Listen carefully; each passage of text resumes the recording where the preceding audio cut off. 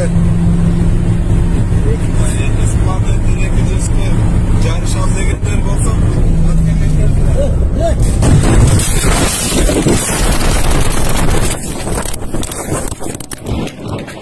Кадамжай районунда Ош-Баткен-Арасаков жолунун 161-чакырымы жол кырсыгы катталып, 2 адам каза болду.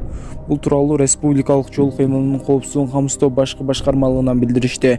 Билдирүүгө ылайык, кырсык кечээ 19 январда саат 11:30 чамасында болгон.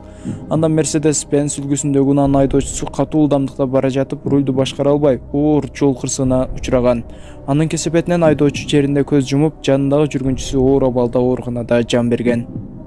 Байлардын УКМКнын ИИМдин кызматкерлеринин үйлөрүндө электр жарыгы өчүрүлгөн эмес. Карапайым элде жок, депутат. Карабайсыңарбы? Байларга электр энергия бар. Жөнөкөй элге жок. Дастандалабайчы, бул жерде бизде мисалы үчүн линияга подстанцияга кошулганда, жанагындай биз регулировочный мероприятие киргизип атканда, ал жерде эч ким тандалбайт. Байлар, жана кедейлер. Жок, аларга дагы верный отключение болобу? Баары туш келет. Анткени биз аны отдельно отсекать этип өчүрбөй коюп койгонго мүмкүнчүлүгүбүз жок да. Просто жок, мындай таң каласың да, мисалы мага шайлоочулар кайрылып атышат. Жыл массив Кокжар. Ошол жерде бүт көчө өчөт, только ГКМБ, МВД үйлөр өчпөйт деп атышат да. Дастандалбайчы, андай жок.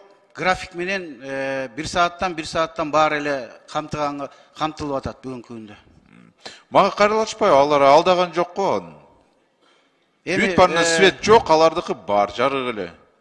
Дастандалбайчы, мен эгерде официально билем, Көкжардын үстүндө ГКМден 9 этаж үйлөрү бар, алардын баары туш келип атат ушуга. Билбейм, маалымат ушундан келип атат. Алардыкы Көкжарда мисалы үчүн 8-ден 9-га чейин өссө, тигилердики 9-дан 10-га чейин өчүп атат.